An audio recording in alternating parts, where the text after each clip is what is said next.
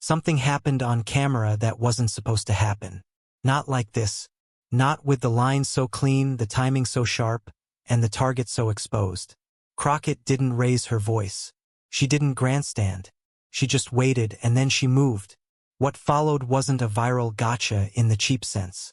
It was a slow-motion unraveling, the kind that makes insiders shift in their seats and defenders suddenly go quiet. Pete Hegseth walked in expecting another friendly battlefield. He walked out with a narrative problem he still hasn't solved, and the reaction since tells you exactly why this moment hit so hard. The room looked routine, almost deliberately unremarkable, and that was the first misdirection. Fluorescent lighting, standard procedure, familiar faces taking their seats like they had done 100 times before. Nothing about the setting suggested a moment that would later be replayed, clipped, and dissected frame by frame. That sense of normalcy wasn't accidental. It created a false floor, a shared assumption that whatever followed would stay within the well-worn boundaries of expectation. Crockett understood that rhythm and let it settle in. She didn't rush to establish dominance or signal confrontation. She allowed the formalities to stretch, the introductions to land, the air to fill with the low-stakes energy of bureaucracy doing its thing. On the other side, Hegseth read the room exactly the way most people would. He saw process, not peril. He saw a space where confidence and familiarity usually carry the day. His posture reflected that comfort, his cadence relaxed, his tone calibrated for an exchange he believed he had already survived before it even began. Cameras rolled quietly, not hunting for drama yet, and that quiet mattered. When nothing feels urgent, people stop guarding the edges of what they say. They lean on habit. They trust the script they've used successfully in other rooms. Crockett let that trust grow. She didn't challenge early statements, didn't tighten the tempo, didn't give the audience anything sharp to latch onto. Each minute that passed reinforced the illusion that this was procedural, predictable, safe. That illusion did the heavy lifting.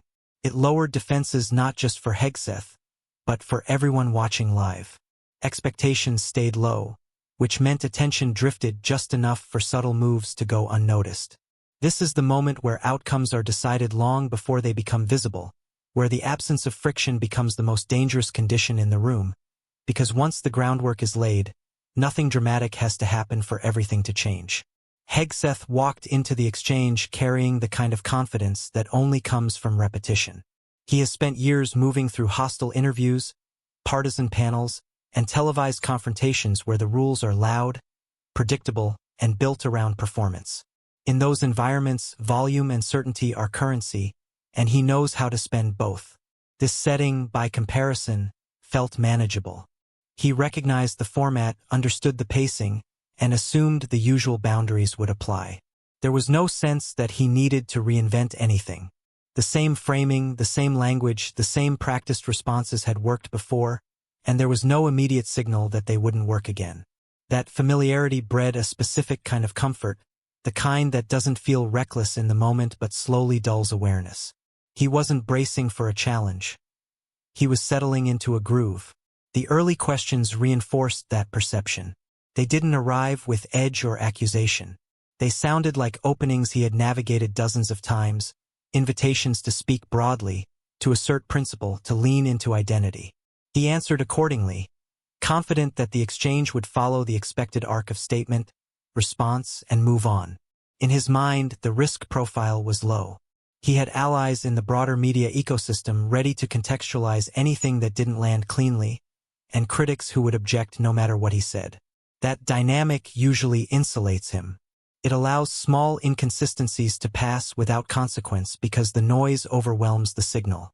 He also trusted the asymmetry of the moment. He was the known quantity, the media-trained figure with a clear brand. Crockett, in his estimation, occupied the role of questioner, not narrator. That assumption mattered. It meant he didn't feel pressure to control every detail, to close every loop. He could afford to be expansive, to rely on implication rather than precision. What he didn't account for was the cost of that expansiveness in a room where each word could be held in place and revisited. Safety, in this context, wasn't about physical comfort or even political alignment. It was about believing the encounter would remain within a familiar script. Once someone believes the script is fixed, they stop watching for edits. They stop listening for reframes. They assume that even if a moment gets uncomfortable, it will pass quickly, absorbed by the larger narrative they already dominate. That assumption shaped every answer he gave in the opening stretch, and by the time it became clear the script had changed, the earlier lines were already locked in. Crockett's restraint was not passive, and it certainly wasn't accidental. From the outside, it looked like patience, maybe even deference, but underneath it was active positioning. She listened with intent, eyes forward, body language neutral, giving Hegseth nothing to push against. In confrontational settings, resistance creates energy. Crockett offered none. That absence forced him to keep talking, to fill the space with his own framing, his own assumptions, his own connective tissue. Each answer became a data point rather than a skirmish. She wasn't collecting sound bites. She was collecting structure. Her stillness slowed the exchange just enough to expose its mechanics. Instead of reacting, she absorbed. Instead of interrupting, she let ideas fully form and settle in the room. That choice mattered because incomplete thoughts are easier to walk back. Complete ones are harder to escape. As he spoke, she tracked not just what he said, but how he said it, where he generalized, where he leaned on familiar rhetoric instead of specifics. The lack of immediate challenge created a false sense of completion, as if each answer had landed cleanly and could be left behind. In reality, nothing was being left behind. Crockett was building a mental index, aligning statements with timelines, noting where language softened or hardened depending on the subject. Her pauses were doing quiet work, giving the audience time to process his words without editorial interference. That processing time is rare in political exchanges, and it changes how viewers engage. They begin evaluating instead of reacting. The rhythm she set encouraged that shift. When she finally spoke, her questions didn't feel like attacks because they were anchored in what had already been said. That anchoring gave them weight. She wasn't introducing conflict. She was revealing it. The calm delivery reinforced that impression. No raised voice, no performative emphasis, just a steady progression that suggested control rather than confrontation. Hegseth, accustomed to sparring, had no obvious opponent to push against. His usual cues for escalation never appeared. That left him operating on autopilot, unaware that the terrain beneath him was being mapped in real time. Crockett's stillness functioned as misdirection, drawing attention away from the accumulation happening beneath the surface. By the time the exchange began to tighten, the foundation was already set. The power of that moment wasn't in what she withheld, but in what she allowed to unfold uninterrupted, trusting that sequence, not spectacle, would do the work. The shift didn't announce itself. There was no sharp turn, no audible intake of breath, no visible reaction from the room. It began with a question that sounded almost procedural, the kind of inquiry designed to move things along rather than slow them down. Crockett framed it plainly, referencing a position Hegseth had already articulated, asking him to elaborate rather than defend. On the surface, it was an invitation. He took it without hesitation, leaning into language that felt familiar, language that had served him well in other contexts. He spoke confidently, drawing broad conclusions, stitching together principle and purpose in a way that sounded coherent in isolation. That's where the crack formed. In the process of smoothing the answer, he introduced an assumption that didn't quite align with the underlying record. It wasn't dramatic. It was the kind of thing that usually slides by unnoticed, buried in phrasing and tone. Crockett didn't interrupt to flag it. She didn't challenge it outright. She simply let the statement land and then let the moment breathe. That pause mattered.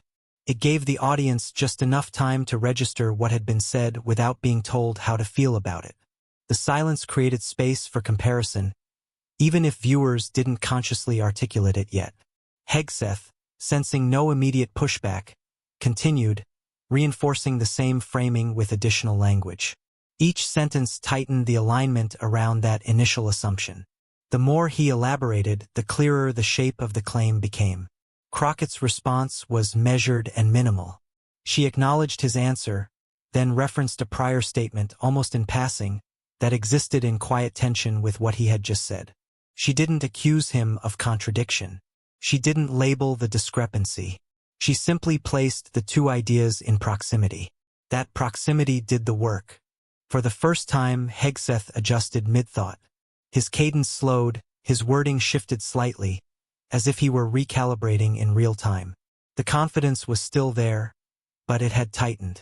The exchange hadn't turned hostile, but it had turned attentive. Viewers could feel the change even if they couldn't yet point to a single explosive moment. This was the hairline crack, small enough to ignore if you weren't watching closely, but structurally significant. Once it appeared, everything that followed would interact with it, widening it incrementally, whether anyone acknowledged it or not. Instead of escalating, Crockett shifted into something more dangerous: documentation. She began referencing prior remarks, positions that were already on the public record, statements that existed independently of the room and couldn't be waved away as misinterpretation. The way she did it mattered. There was no accusatory tone, no dramatic framing. She spoke as if these references were simple points of context, pieces of background that naturally belonged in the conversation. That approach stripped them of drama and replaced it with inevitability. Hegseth was no longer responding to her opinion. He was responding to himself.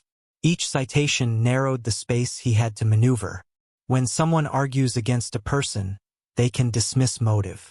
When they argue against a record, they have to contend with permanence. Crockett let that permanence do the heavy lifting. She didn't read long excerpts or overwhelm the exchange with data. She selected moments carefully, just enough to establish continuity between past and present. The effect was cumulative. One reference on its own might have felt incidental. Placed in sequence, they began to form a line that ran directly through his current framing. Hegseth's answers reflected that shift. He became more cautious, clarifying phrases that hadn't needed clarification before, adding qualifiers where earlier he had spoken broadly. That recalibration signaled awareness. He could feel the ground tightening, even if he hadn't fully identified why. Crockett responded to those clarifications by returning calmly and precisely to the same fixed points in the record. She wasn't chasing his adjustments. She was anchoring the conversation. Each anchor made it harder for him to drift into abstraction. The audience, meanwhile, was being guided through a comparison without being told that's what was happening. Viewers didn't need commentary to see the contrast. They could hear it. They could feel it. That's what made the moment persuasive rather than performative. Crockett's restraint conveyed confidence in the material itself. She trusted that the record, laid out plainly, would raise questions on its own. Hegseth tried to resolve those questions by reframing intent, emphasizing evolution, suggesting nuance. Crockett acknowledged those explanations without conceding the underlying point. She kept returning to what had been said, when it had been said, and how it aligned with what he was asserting now. That repetition wasn't redundant. It was structural. It reinforced the idea that this wasn't a misunderstanding but a pattern that required explanation. By refusing to editorialize, she denied him the opportunity to argue tone or motive. The exchange became about coherence. Did the story hold together or didn't it? As that question lingered unanswered, the imbalance grew more apparent, and the room adjusted accordingly. At this point, the exchange stopped being about any single answer and started being about trust. Crockett subtly reframed the stakes without ever saying so explicitly. By keeping her tone level and her questions tightly tethered to the record, she positioned herself not as an adversary, but as a proxy for the audience's skepticism. Credibility became the unspoken subject on the table. Not ideological credibility, but narrative credibility. Could Hegseth's story about his positions, priorities, and reasoning be followed cleanly from one moment to the next without requiring the listener to fill in gaps on his behalf? That standard is deceptively strict, and it's rarely applied in real time. Crockett applied it methodically. Each follow-up question acted like a lens adjustment, bringing certain claims into sharper focus while revealing blur around others. Hegseth sensed the shift. His responses grew more careful, more deliberate, as if each sentence needed to be pre-cleared before it left his mouth. That caution, while understandable, altered the dynamic. Confidence that had once seemed natural now felt managed. The audience could detect the difference.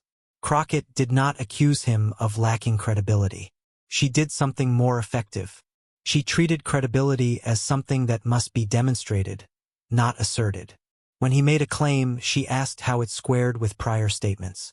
When he invoked principle, she asked how that principle had been applied historically. These weren't hostile questions, but they were cumulative. Each one added weight to the idea that credibility isn't static. It's earned through consistency. Hegseth attempted to reestablish footing by emphasizing context, suggesting that earlier remarks had been misread or oversimplified. Crockett acknowledged context without letting it dissolve the comparison. She kept the frame intact. Context explained differences, but it didn't erase them. That distinction mattered. The more he leaned on explanation, the more the burden subtly shifted onto him to prove coherence. Viewers watching could sense that shift in responsibility. Crockett wasn't making claims that needed defending. She was asking him to reconcile his own. The microscope metaphor fits because nothing was distorted. Everything was magnified. Small discrepancies that might normally be ignored became visible when examined closely and sequentially. Hegseth's language reflected that pressure. He began using broader terms, more conditional phrasing, fewer absolutes. That evolution wasn't framed as retreat, but it registered as adjustment. Crockett remained steady throughout, her delivery unchanged, reinforcing the impression that this scrutiny was normal, even expected. By treating credibility as a baseline requirement rather than a point of contention, she normalized doubt without dramatizing it. The result was an exchange where the central tension wasn't emotional or ideological, but structural, hinging on whether the narrative held up when examined closely, moment by moment. The moment the tempo changed was not marked by volume or spectacle, but by alignment. Crockett asked a question that did something different from everything before it. It didn't introduce new information, and it didn't challenge a single statement in isolation. Instead, it connected two positions Hegseth had been treating as separate lanes, asking him to explain how they coexisted within the same framework. The phrasing was clean, almost understated, but the implication was heavy. It forced a comparison rather than a defense. Up to that point, he had been answering linearly, moving forward from each question as if the past had already been settled. This question reached backward and forward at the same time. For the first time, the exchange demanded internal consistency across time. Hegseth paused. It wasn't dramatic, but it was perceptible. The rhythm broke. That pause signaled recalculation, the mental work of stitching together an answer that could satisfy both sides of the comparison. When he spoke, the confidence was still present, but it had changed shape. He started with framing instead of substance, setting conditions before arriving at a conclusion. That alone told the audience something had shifted. Crockett didn't interrupt. She let him build the answer fully, knowing that completeness would matter more than speed. As he spoke, the answer stretched, looping through context, intent, and interpretation. It was coherent, but it was also doing a lot of work. When he finished, Crockett responded by narrowing the frame again, returning to the core of the question without repeating it verbatim. She clarified the connection she was asking him to make, not as a challenge, but as a point of understanding. That move tightened the exchange. It removed escape routes. Hegseth adjusted again, this time with more specificity, but the effort to reconcile the two positions became visible. The audience could track the tension between what had been said earlier and what was being asserted now.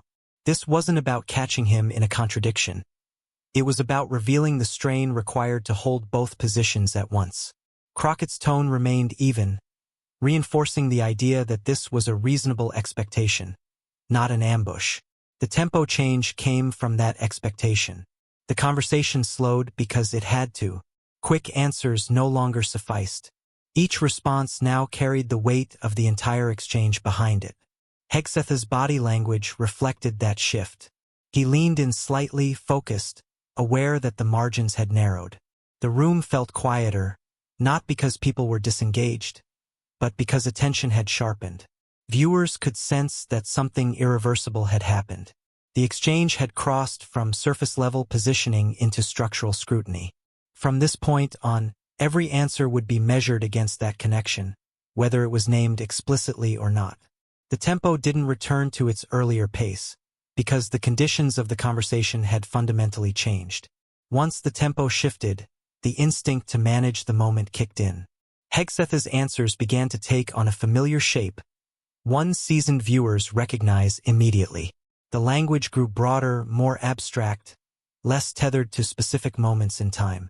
He leaned into framing words that create flexibility, phrases designed to keep multiple interpretations in play at once.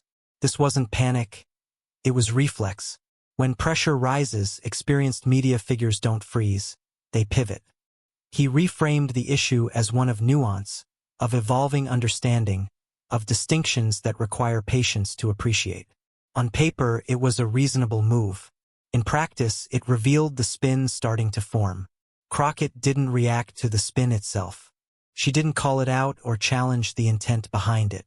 Instead, she listened closely and then brought the conversation back to the same fixed points she had already established. Each time he widened the frame, she gently narrowed it again. The contrast became instructive.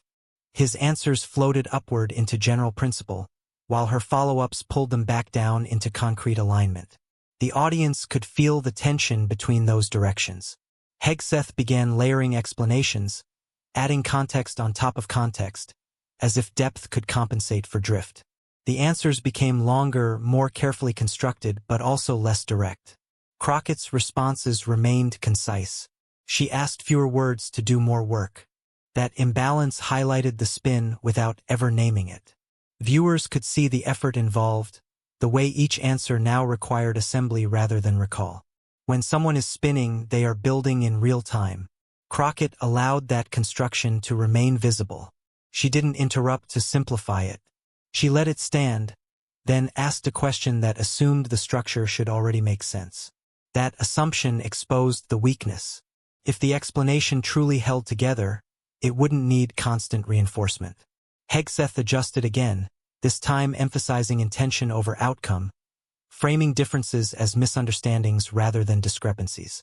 Crockett acknowledged intention but returned, once more, to statements and positions that existed independently of interpretation. The spin had nowhere to settle because the anchors were already set. Each attempt to redirect only drew attention back to the original tension. The audience reaction shifted accordingly. You could sense people recalibrating their understanding, replaying earlier answers in light of what was being said now. That's the danger of spin in a sequential exchange. It invites comparison. Crockett's steadiness made that comparison unavoidable. She didn't accuse him of evasion. She treated his explanations as sincere and then tested whether they resolved the underlying issue. When they didn't, she moved on without comment, letting the gap remain visible. The spin continued, but it was no longer controlling the narrative. It was responding to it. That reversal marked a subtle but decisive change in power, one that didn't rely on confrontation, only on contrast. What made this segment of the exchange so compelling wasn't volume, it wasn't drama, and it wasn't a spectacle crafted for viral consumption. Crockett relied on evidence, carefully curated, publicly verifiable, and strategically sequenced, but she delivered it without theatrics. There was no raised voice, no finger pointing, no overtly dramatic framing meant to provoke a reaction. Instead, she let the facts themselves carry the weight, allowing clarity to do the heavy lifting while leaving Hegseth to navigate the consequences. Each citation or reference wasn't presented as an accusation, but as a simple statement. Here is what exists, here is what has been said, and here is how it compares to the current claim. That straightforward presentation created tension almost imperceptibly. Hegseth had to respond to reality rather than to rhetoric, which is far more challenging because facts don't negotiate. The cumulative effect of these moments was significant. One reference could have been ignored, two could be reframed, but as they stacked sequentially, a pattern emerged. Each point was a small pivot, a subtle tightening of constraints, narrowing the space where plausible deniability could exist. Crockett allowed the audience to see the connections forming. That visibility is crucial. When people witness the evidence lining up in real time, the cognitive work of assessment shifts from the presenter to the audience. They begin to process, compare, and judge without being told how to feel. Hegseth's strategy of broad explanation and reframing now collided with a different rhytm. Evidence that demanded specificity. He could no longer rely solely on generalized principle or context. Every statement was now implicitly measured against prior positions, creating micro-moments of tension that accumulated across the conversation. Crockett's restraint amplified the effect. By not dramatizing, she avoided giving Hegseth any excuse to frame himself as the victim of aggressive interrogation. The audience, meanwhile, could sense that the pressure was real without ever needing overt signaling. It's the kind of tactic that works in slow increments but leaves a lasting impression. Every clarification, every citation, every pointed yet calm reference added a layer of accountability. Hegseth's responses lengthened, his language became more careful, and the effort required to even without overt expressions of approval or audible gasps. The room's energy shifted in a way that was almost tangible. You could feel it in the slight pauses between sentences, in the tightening posture of Hegseth, in the subtle recalculations of staff and advisors around him. The audience's attention sharpened, not because someone shouted or gestured dramatically, but because the exchange itself demanded it. Crockett had structured the conversation to make each statement, each clarification, each reference to the record resonate on its own, yet also accumulate into a coherent through line that revealed tension without commentary. Viewers didn't need her to editorialize. The contrast between Hegseth's expansive framing and the anchored evidence she presented created its own narrative. There was a psychological effect at play. When someone speaks with measured calm while the other struggles to reconcile their own statements, the audience naturally begins to side with the methodical, not the defensive. You could sense it in the way people leaned forward slightly, unconsciously signaling engagement. It wasn't universal, but it was widespread enough to be perceptible. Social cues, the subtle nods, the absorbed stares, the slight tightening of shoulders, communicated collective processing.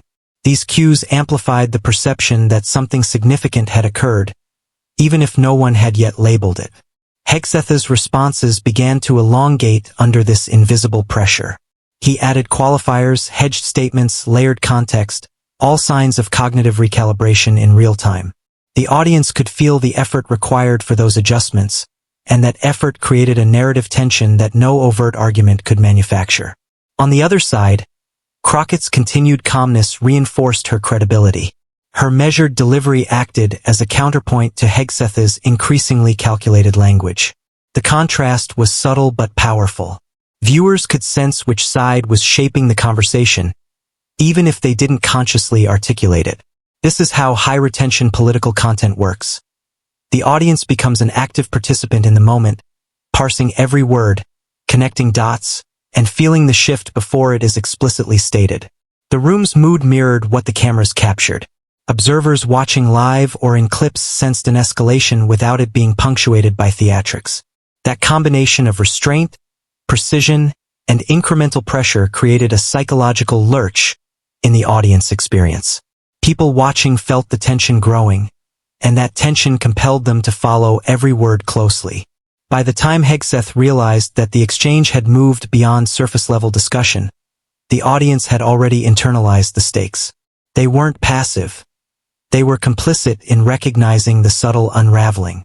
That collective perception amplified the impact of the moment, making it feel larger, more consequential, and more difficult for him to manage, long after the initial exchange concluded. Up to this point, the conversation had followed a familiar rhythm. Hegseth spoke, Crockett guided lightly, and the room processed the exchange in a linear way. But then something shifted that changed the dynamic entirely. The narrative flip didn't come from volume, confrontation, or a sudden revelation. It emerged organically, the result of sequence and contrast. Hegseth, who had entered the exchange assuming control, suddenly found himself responding not to the questions themselves but to the emerging storyline Crockett had quietly constructed. Each citation, each reference to prior statements, each calm yet pointed follow-up added invisible scaffolding to the conversation.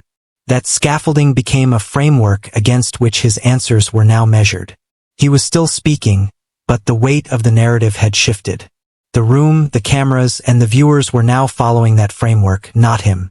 It's a subtle but decisive change.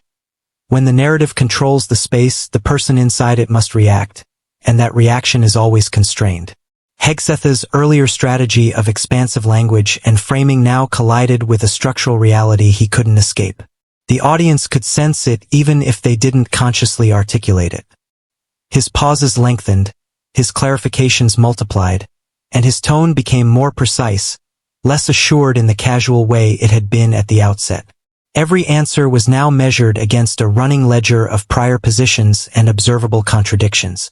Crockett didn't need to raise the stakes. She didn't need to interrupt or challenge aggressively. Her role became one of curation. She allowed the record and the sequence to speak for themselves, and the narrative took control organically. That control didn't just shape the exchange in the room, it shaped the audience's perception. Hegseth's attempts to reclaim momentum became visible as effort rather than authority. The narrative flip worked because it was procedural and accumulative rather than dramatic. The audience could trace each step, each reference, each framing adjustment, and see the shift from him leading to her structuring. Even allies in the room could recognize the pivot. The person who had assumed the upper hand was now negotiating within a framework they did not create. This is the essence of narrative power in political commentary. It doesn't rely on shouting or spectacle. It relies on building constraints and letting the participants' own words and decisions reveal the outcome. As the exchange continued, the flip became more pronounced. Hegseth's explanations became defensive without being overtly so, while Crockett's calm repetition of factual anchors reinforced the structure.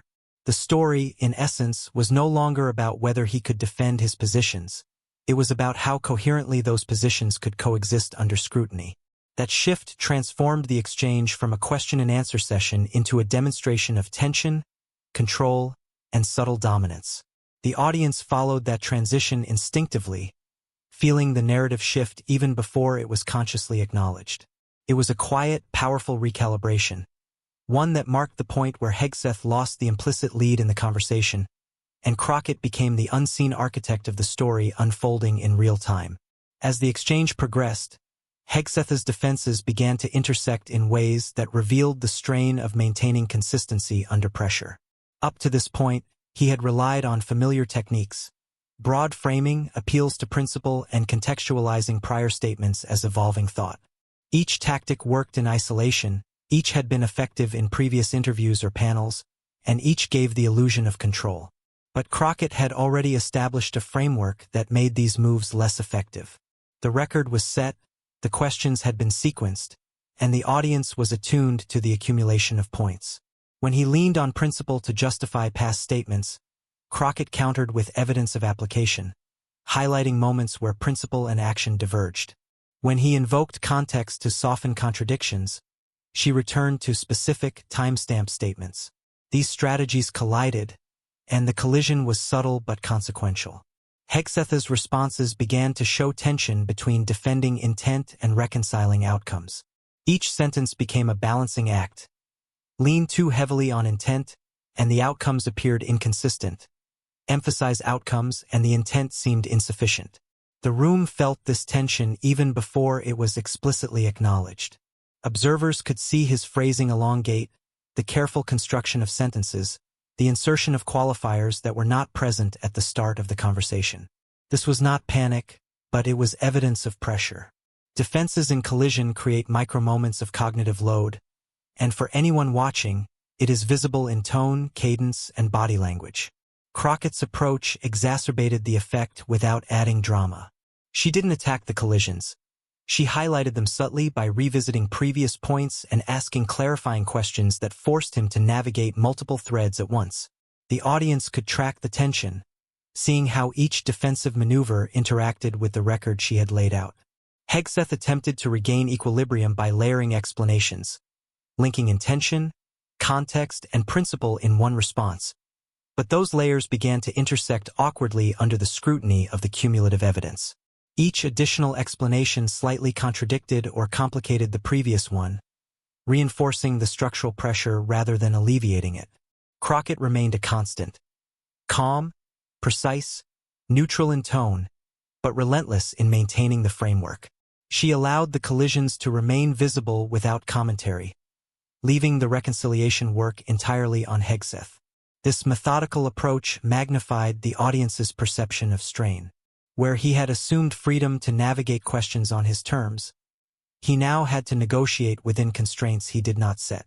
The dynamic shifted. The conversation became less about winning a single point and more about managing coherence across multiple layers simultaneously. Each defensive maneuver, when intersecting with another, highlighted the fragility of control, and the audience recognized it.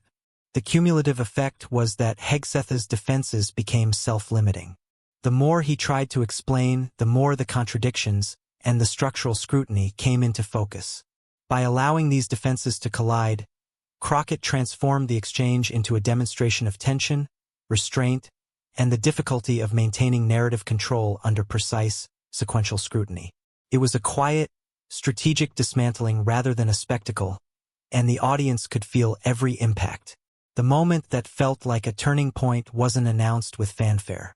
There was no dramatic gesture, no loud declaration, no heightened tone to signal victory. Instead, it arrived quietly, almost imperceptibly, and that is what made it so effective. Crockett summarized what had been said, carefully, precisely, without embellishment or editorial commentary. But in doing so, she laid bare the inconsistencies that had been accumulating throughout the exchange. She didn't frame it as a challenge or accusation. She didn't raise her voice or slam a point for emphasis. She simply organized the narrative, aligning Hegseth's statements side by side with prior positions, allowing the audience to perceive the gaps, the contradictions, and the tensions for themselves. That is the essence of a quiet checkmate. It doesn't rely on spectacle. It relies on logic, sequence, and the weight of evidence. Hegseth couldn't contest the summary because it was entirely grounded in his own words and prior public record.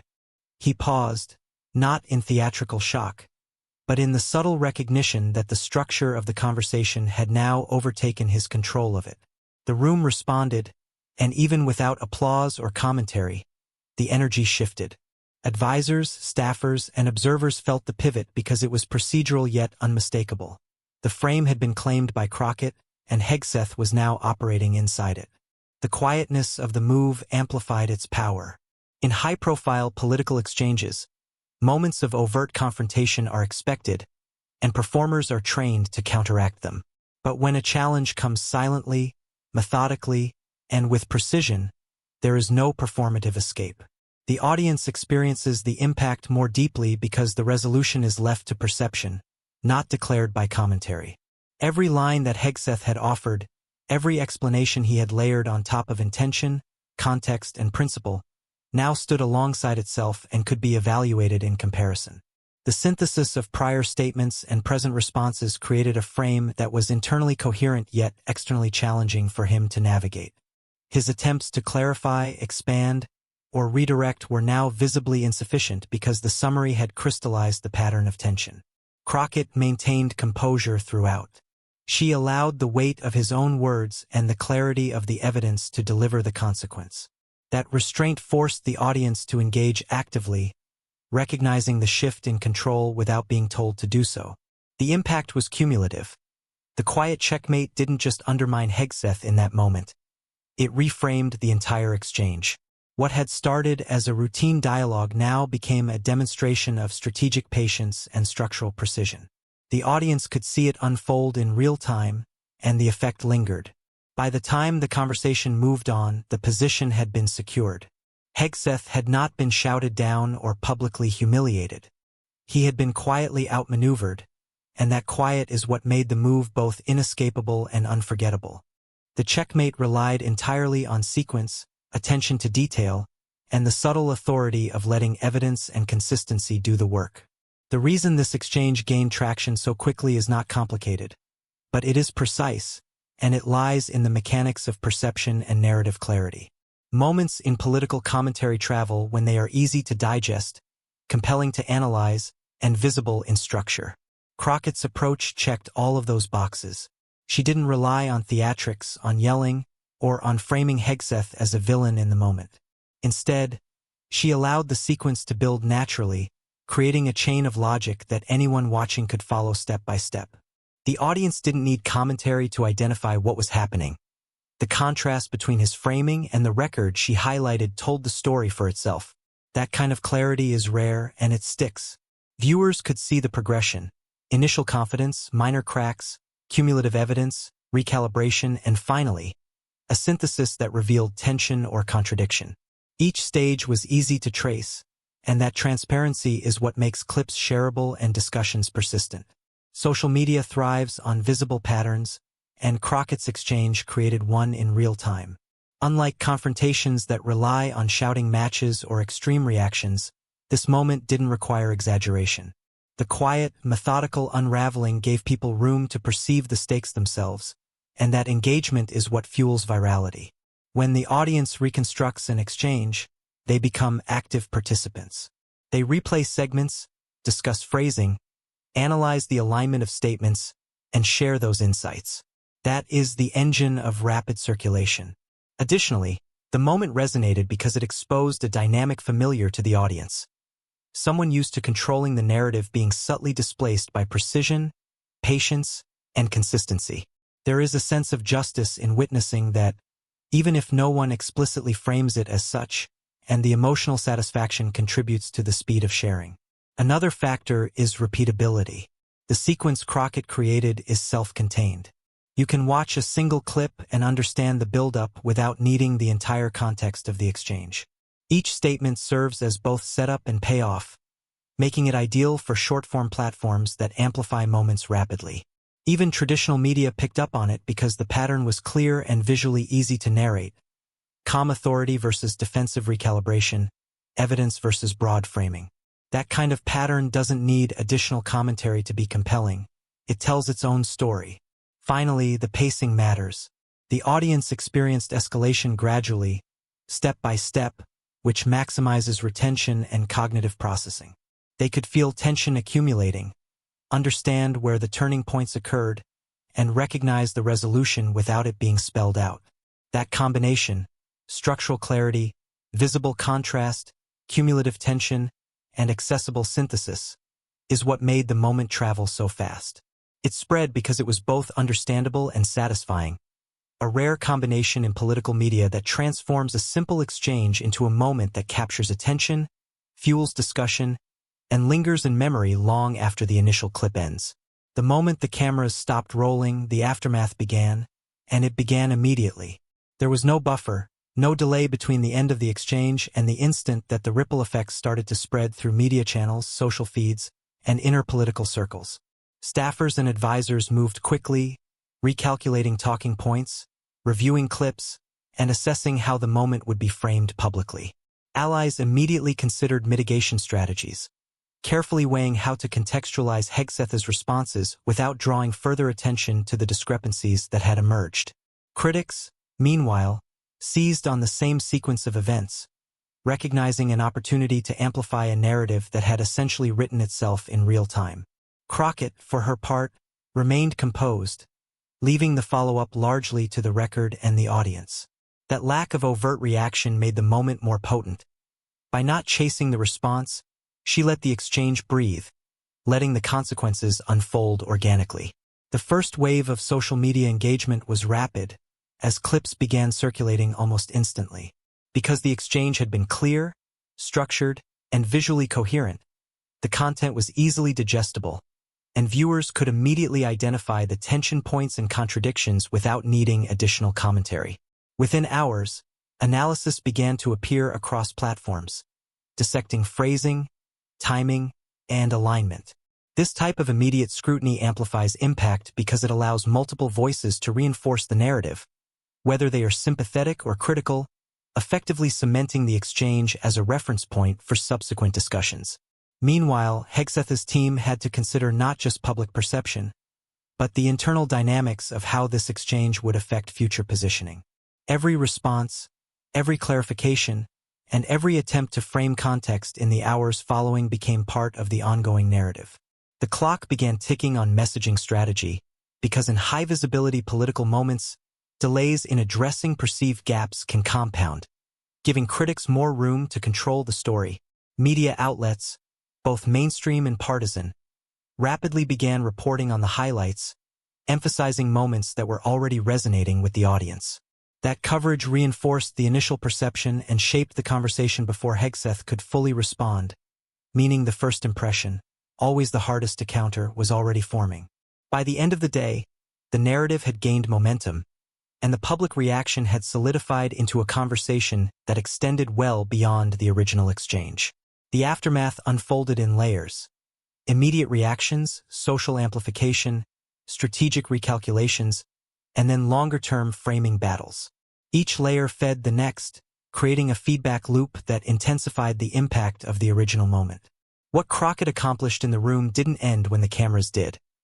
It became a living narrative that continued to influence perception, shape discussion, and define the context for every subsequent appearance or statement. The immediacy of the aftermath demonstrates how high-stakes, precise exchanges operate not just in real time but in the extended political ecosystem, where reactions accelerate faster than anyone can fully manage, and control over the narrative is never guaranteed. This exchange hit harder than typical moments because it broke the usual pattern of political sparring and replaced spectacle with structural scrutiny. In most high-profile media interactions, audiences are conditioned to expect loud confrontation, grand gestures, or over-the-top rhetorical maneuvers. Those moments entertain but rarely carry lasting weight. Crockett's approach was different. It relied on patience, precision, and sequence, the kind of methodology that exposes tension quietly but inescapably. Hegseth was used to controlling the narrative through assertive framing, confident delivery, and prepackaged talking points. These techniques work in noisy environments because attention is divided and contradictions can be smoothed over with performance. In this instance, however, the environment and the method left no such leeway.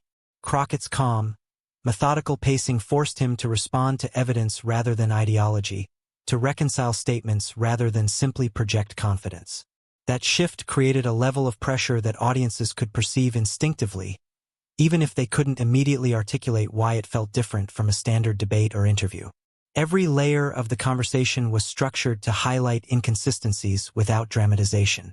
References to past statements, careful follow-ups, and neutral summarizations created a web in which Hegseth had to navigate while maintaining composure. Each attempt to justify or reframe only interacted with the structure Crockett had built, reinforcing rather than mitigating the tension. For the audience, the impact was visceral because it wasn't manufactured. It emerged from the logic of the exchange itself. The subtlety mattered. People could see the unraveling in real time, watching the effort required to maintain narrative control. That transparency is rare in political media, where quick cuts, aggressive interruptions, and theatrical framing often mask the underlying coherence or incoherence of a position.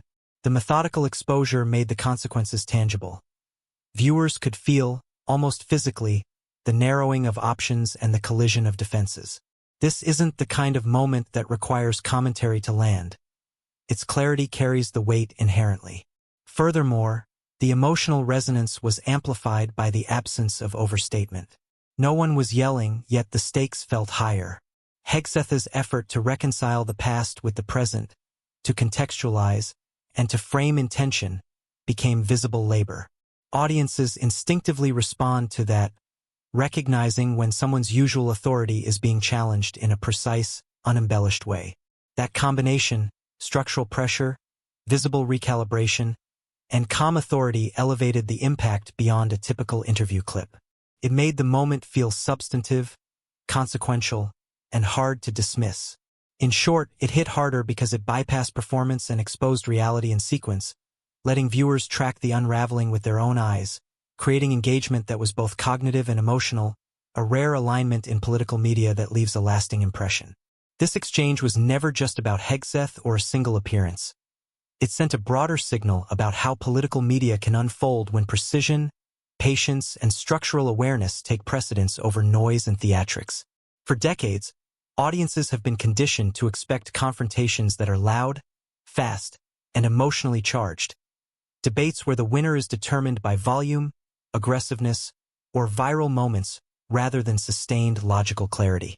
Crockett's method challenged that paradigm, demonstrating that influence and control don't always come from dominating the conversation in the moment, but from shaping the architecture of the exchange itself. By building the conversation sequentially, layering citations, connecting statements, and allowing prior positions to speak. She created a framework in which the participant had to respond to the cumulative weight of their own words. That approach signals a shift in how political exchanges can be conducted and perceived. The broader audience sees a blueprint. Control is no longer solely about charisma, speed, or assertive framing. It can be about restraint, structure, and strategic patience. This has implications for both participants and observers. For media figures and political operatives, it suggests that preparation must account not just for anticipated questions but for sequence, evidence, and the interplay between past statements and present claims.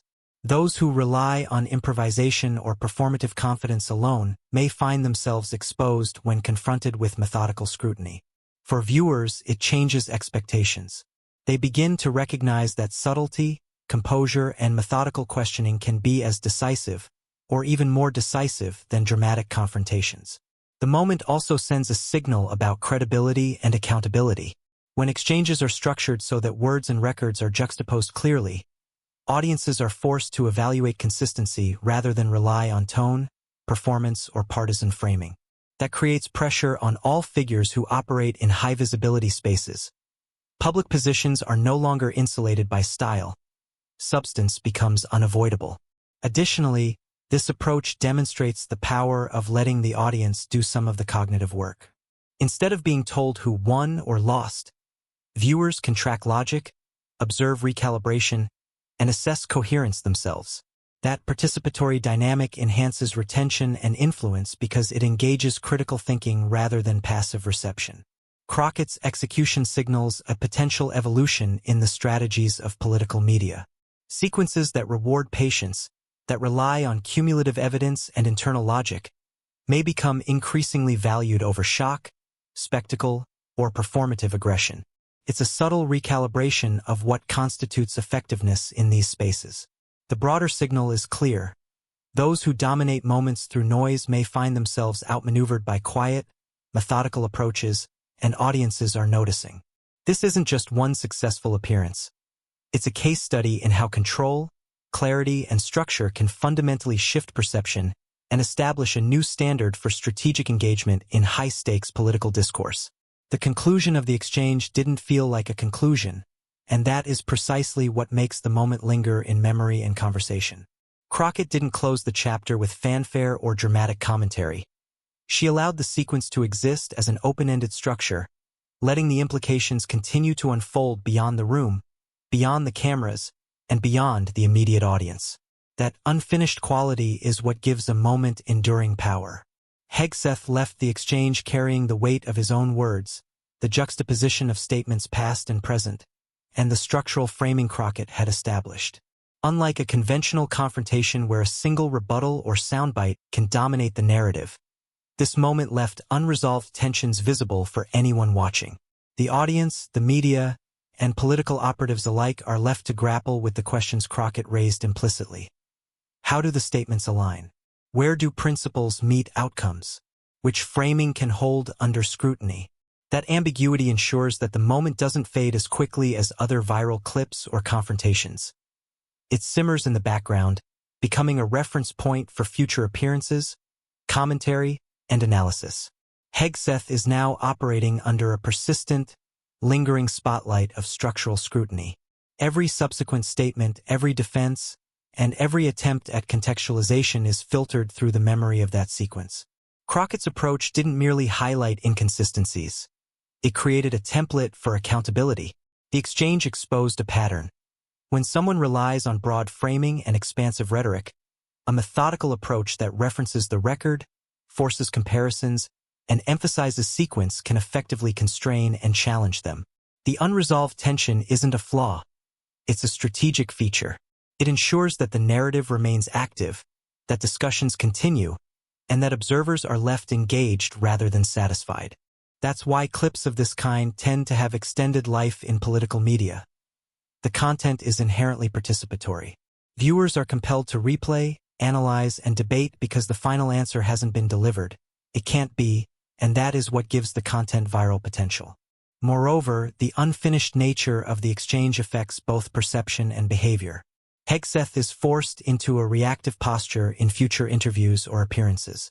He must anticipate scrutiny not just in the moment but in the context of accumulated statements, previous positioning, and public record. Every defensive maneuver, every attempt at reframing, must now account for a precedent that is persistent, visible, and easily referenced. Crockett's quiet, methodical strategy transformed a single encounter into a lasting challenge that extends far beyond the original room. It signals to the audience, to the media, and to other political figures that precision, patience, and structural control can have outsized consequences when compared to spectacle or forceful argumentation. The longer-term consequence is also psychological. Observers and participants alike recognize the efficiency of this approach. It demonstrates that control in political dialogue is not always about who speaks loudest or fastest, but about who structures the exchange and lets logic, sequence, and record do the work. The unfinished consequence continues to shape the narrative ecosystem. Discussions, commentary, and analyses are now anchored to this exchange. Clips are replayed, dissected, and referenced whenever similar topics arise. The tension Crockett created isn't resolved because it doesn't need to be. It exists as a continuing benchmark against which Hegseth's positions and responses will be measured. The moment has entered a feedback loop. The longer it remains unresolved, the more it accumulates interpretive weight, influencing perceptions without requiring additional intervention. This is the strategic brilliance of allowing an exchange to remain unfinished. It is an evolving story, one that doesn't expire when the cameras stop rolling. It continues to affect decisions, public framing, and credibility assessments for everyone involved.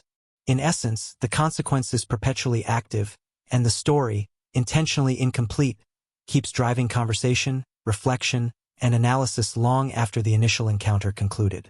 The unfinished nature makes it live forever in political memory, not as a single isolated moment, but as a structural lesson in strategy, accountability, and the enduring impact of methodical, evidence-based confrontation.